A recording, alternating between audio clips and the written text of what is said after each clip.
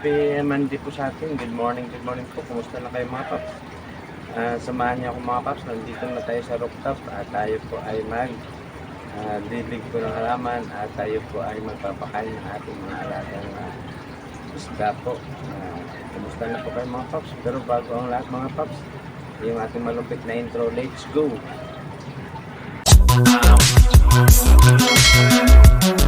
Yan mga paps, yung ating mga isda mga paps, papakainin po muna natin. At yung isa po ay ating papalitan na po dahil nagbumabula na po yung kanyang tubig po. Pakainin po muna natin yung ating isda po.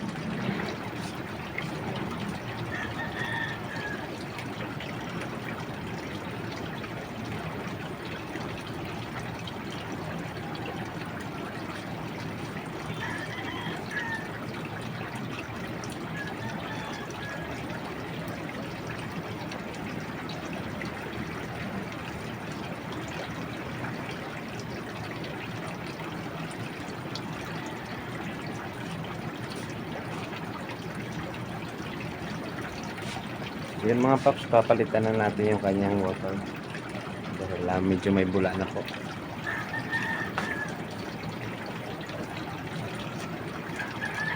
Ito natin sila ilalagay mga paps.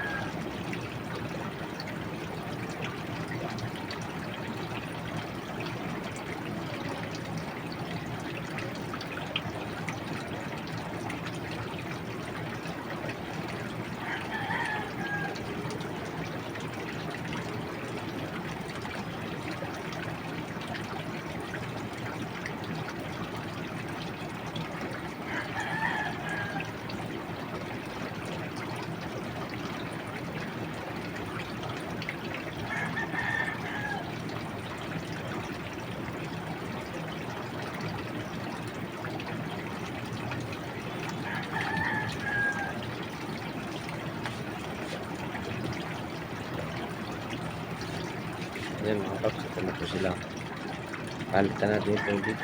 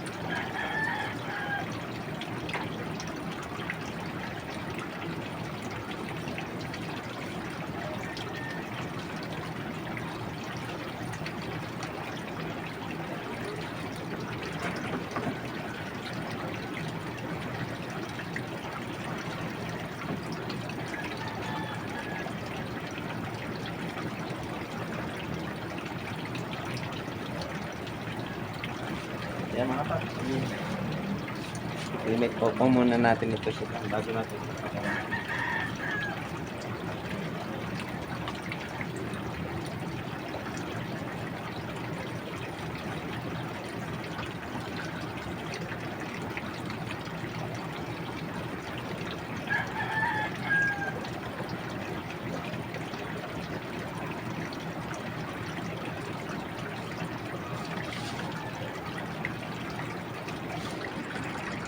Yung ating moly, white moly, hiniwalay ko na po yung dalawa.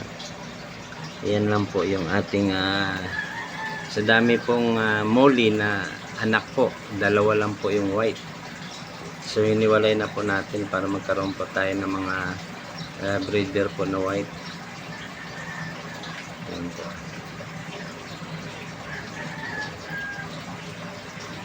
Yan lang po silang dalawa. Pero magkapatid po yan. Titingnan po natin makapag-breed po tayo dyan. Tapos nandito po yung ating buntis po na crepis. Ayan po siya.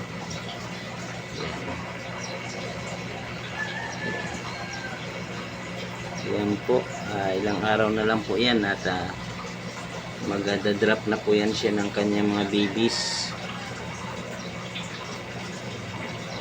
Sana po ay tulad po ng dati successful po yung drop niya po ng mga babies niya. Kasi ito naman po yung ating mga breeder. Yan po yung ating mga marble. Yan.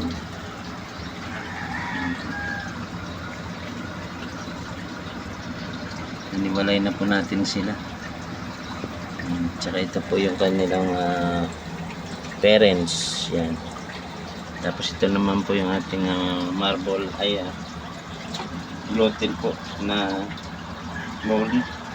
golden po yun.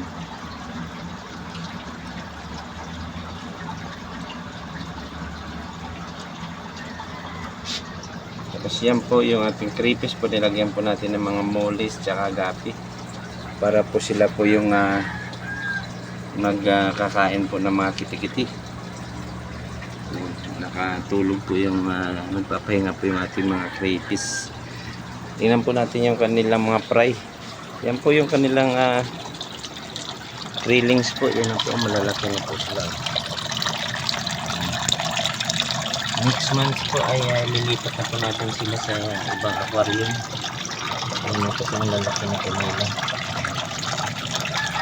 Pipiliin po natin yung malalaki. Iwan po natin yung medyo maliit pa para hindi po sila mag-agawan ng pagkain. Ang dami po yan. Ayan. Malalaki po yan. Meron din po tayo nilagay ng mga isda po dito. Ayan po. Yung maliliit po yung mga bagong fry po natin. Dito po natin nilagay. Para mayroon pong magkakain po ng mga kitikiti. Marami po yan sila. Ayan.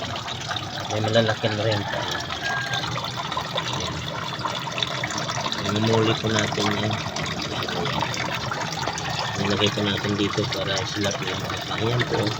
Meron po pong maliit na krillings. Ito po mga malalaki na po ito. Ito mga ano po lang po ito, 1 inch. Yan. Yung iba po 1 and a half. Tapos yung isa po dito, yung pinakamalaki po, nasa 2 inch na. Yan po yung mga 1 and a half po yan. Tapos yung po pong maliliit po yung 3/4 yun yan. Kaya medyo naiwanan po sila. Dahil sa dami po nila, yung ganun po talaga yung magiging labas po pag marami po sila sa isang pan. Tapos maliit lang po yung pan. Matagal po silang hindi po sila sabay-sabay lumaki.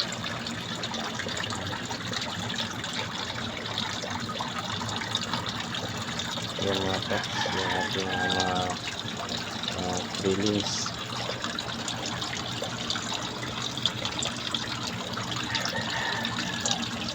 Madami po yan sila mga pets.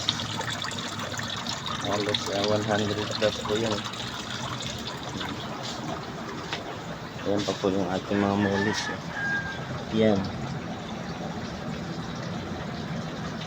Iba-iba pong kulay. Yan, balikan po natin yung ating 3-piece po na may ano po, yung buntis. Yan po siya. Yan. Tapos yung dalawa po doon, hindi ko po alam kung nag-mimic. Mahina yung lalaki, hindi niya kaya yung dalawa, yung asawa niya. Yung gusto niya ito lang siguro, kaya ito lang lagi nabubuntis.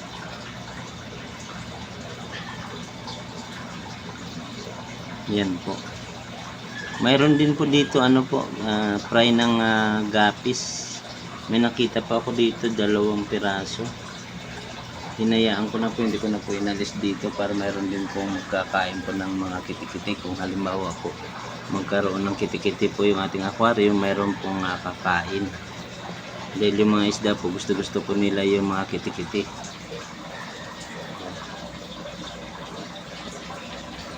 Diyan na po yan na magda-drop po yung ating ano po, yung ating breeder. Diyan ko na po siya maghayaan po pag na-drop yan po diyan ko na lang po yung breeder na lang po yung alisin ko, yung mga krillings niya po diyan na lang po natin, hayaan na lang po natin diyan para hindi po may stress. Diyan na lang po sila, tapos pag mga 2 weeks o kaya 3 weeks o kaya 1 month, ilipat po natin doon sa malaking pan.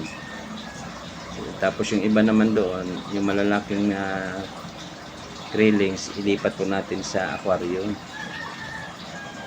Ipagsama-sama po natin yung mga, siguro sa isang aquarium kasi ilagay lang po natin mga ano lang po, 10 piraso. Tapos pag malaki na po, makuha na po natin yung kanilang mga gender, ano na po natin, pares-pares na po natin, tapos isama na po natin sila sa isang malaking pan. Bala ko pa po kumuha po ng isang pan para po ilagay po dito sa ano, para dito po tayo magpapa growing pan po ang bibilhin po natin, growing pan. Doon po natin sila palakihin.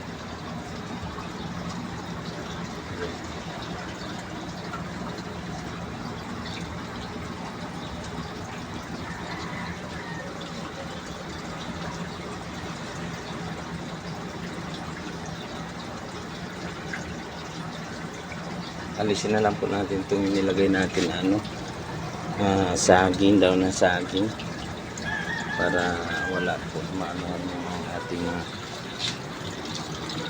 breeder, para po mag-meet sila dahil hindi po sila nag-meet. Yung po yung ating gustong mangyari po, mag-meet po sila.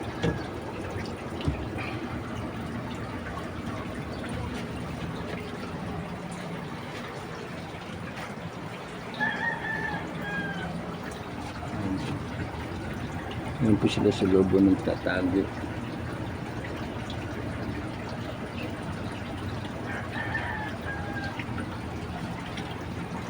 Yan po yung isa, yung lalaki, yung babae po andun sa kabila. Yan po. Yan.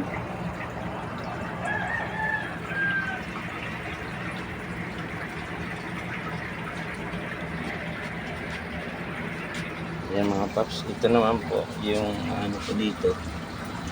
Pag malalaki na po yung krillings natin, isama na po natin ito mga ito. Yan, para sila po yung maglilinis sa aquarium. Mga kung ano ba magkaroon ng kitikiti. Yan po yung isa po yan, ayan, nagda-drop na po yan, ayan, ayan. Malaki na po yung kanyang tummy. Ayan, nag-ano po yan sila, nag-mimit.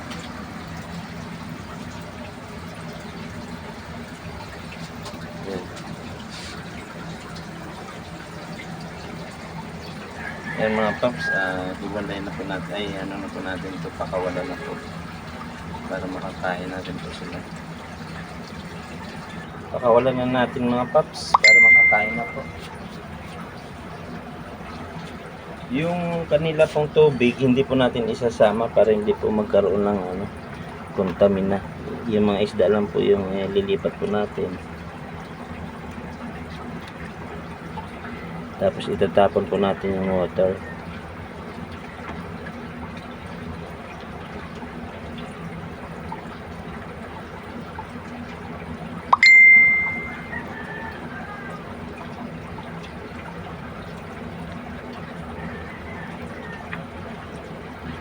Yun, tatapon na po natin ito.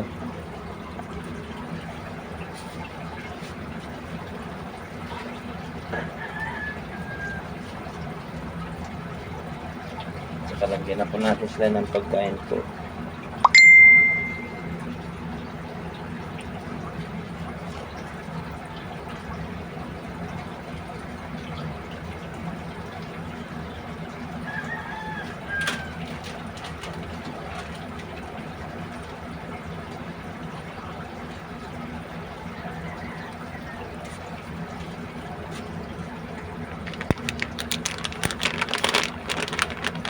Lagyan din po natin sila ng kanilang vitamins mga paps. Ito. Ayan. Hati-hati lang po kasi konti lang naman po sila.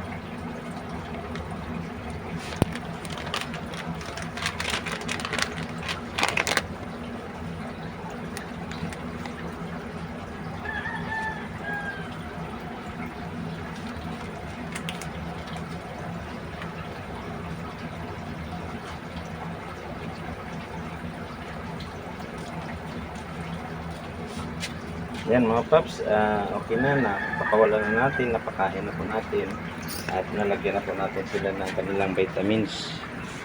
Yan.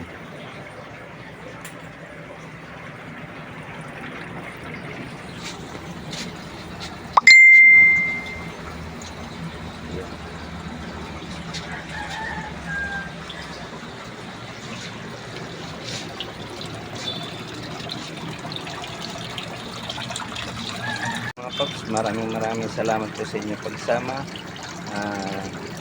Yung hindi pa po nakapag-subscribe po sa aking YouTube channel, please subscribe po my YouTube channel, Pops Rooftop. Pindutin nyo lang po yung notification bell para lagi po kayo updated sa ating mga videos.